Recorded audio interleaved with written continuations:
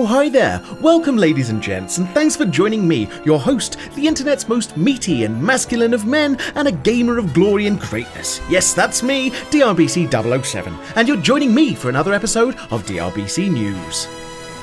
Our first story focuses on the two gaming titans of multiplayer action FPS shooting and death and destruction, Call of Duty and Battlefield 1. Yesterday they both launched their DLCs on the same day to compete, I'm guessing, and shiver me timbers and call me Betty Barthélemy Bamajou, a lady of luxury and leisure born in Louisiana into a lewd lifestyle, but more on that later. They're both really very, very good. Now, of course, if you do have your DLC already downloaded or you have the season pass and you're not playing, pass me my riding crop because I've got a lame mare to tame. Get over to your preferred theatre of war and enjoy what is on offer.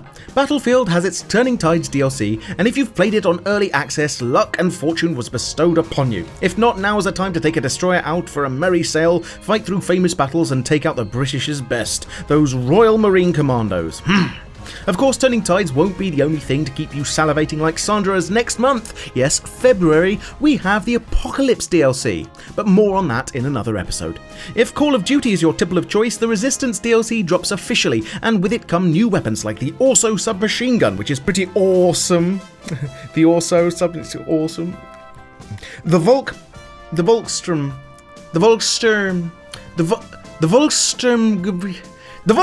Gewehr. And of course the tack knife and pistol with a new Resistance division. New maps inbound include a remake of an absolute classic Call of Duty map renamed Occupation, with close-knit fighting in the streets of German-occupied Paris, Anthropoid based on the famous assassination attempt of a high-ranking German officer during World War II, and Valkyrie, located in the Maroosian Woods, East Prussia, and inspired by the Wolf's Lair, the Führer's Eastern Front headquarters during Operation Barbarossa. Or Barbarossa. Barbarossa, tomatoes, tomatoes, potatoes, potatoes, which was the Nazis' invasion of the Soviet Union.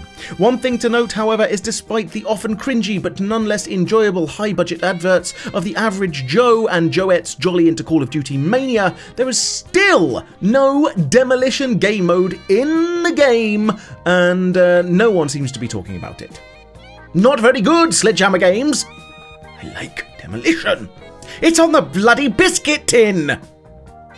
And quickly back to BF1, EA announced today that the player base of Battlefield 1 reached 25 million players due to a successful campaign of DLC and of discounts. So, giving back to the community really can reap rewards. Who'd have thunk it? Microsoft to buy EA? Say what? That's right, Petals, that's right! No, your ears are not full of dung, you heard me correctly. Microsoft's rather, let's be honest, pathetic lineup of exclusive gaming titles sucks more arse than Ron Jeremy on coke, let's be frank. With PlayStation's swelteringly good list of exclusive titles last year, and a trend that looks like it's going to continue into this year, and of course with Nintendo Switch's plethora of gaming titles, Microsoft needs to do something, and something rather drastic, and so it appears that they might be doing just that. With Microsoft, you have a fantastic console in the Xbox One X, but I haven't seen a reason as of yet to buy one. Simply put, the games I want to play are on PS4 and PC. If I'm honest, I don't actually like exclusives at all. For me, it doesn't make sense, but when someone like Microsoft say, and this comes from a very reliable source close to Microsoft, they could be weighing up big money moves for EA, Valve, bring back Half-Life 3 and I'll be there in a flash, and Korean outfit PUBG Corp, with which Microsoft already has dealings with when they signed a timed exclusive for PUBG on Xbox, you must listen. Another indicator in this maelstrom of media rumours that this could be indeed true is the internal shuffles within Microsoft, with Phil Spencer being promoted to Executive Vice President of Gaming. Who knows what the future holds for Microsoft, but these big money moves being bandied about for two of the industry's gaming giants is one hell of a statement. Talking of EA, those money-grabbing bottom bandits have decided to reintroduce microtransactions to Star Wars Battlefront 2. Why in God's name would they do that? I hear you quarrelling from the cloisters. Well, apparently the game didn't do particularly well and the sales figures are well, down. Who would have thought? So some wise guy decided to reintroduce these microtransactions, even with the fracas going on, and of course, so much media coverage talking about maybe loot boxes as being a form of gambling and exploitative and hated by the community. They decided to reintroduce it into their flailing game to stave off more cash woes.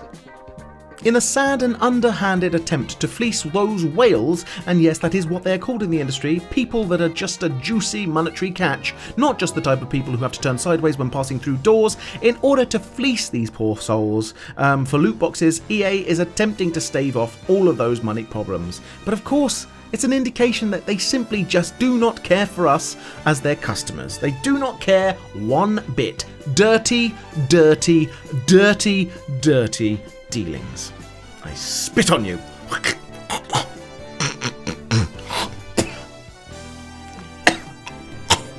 Well, that's it for now, my magical matriarchs and powerful patriarchs. Thanks for joining me for another episode of DRBC News, and if you liked this video, please do drop a like right now and comment down below, as it really does help this channel to grow. For more gaming news, entertainment, gossip, and of course handsome and heart-tugging dollops of dashing D, be sure to subscribe with notifications turned on. I've been DRBC 007, you've been you, or perhaps a gentleman named Cecil, whose only dream in life was to start the world's very best and first vegan dairy farm, name each of his cows after each of his 6 wives, and churn butter with the wretched soles of his feet. Thanks for watching, and remember, the dangerously raunchy Broadcasting Corporation is here for you. You stay saucy, world.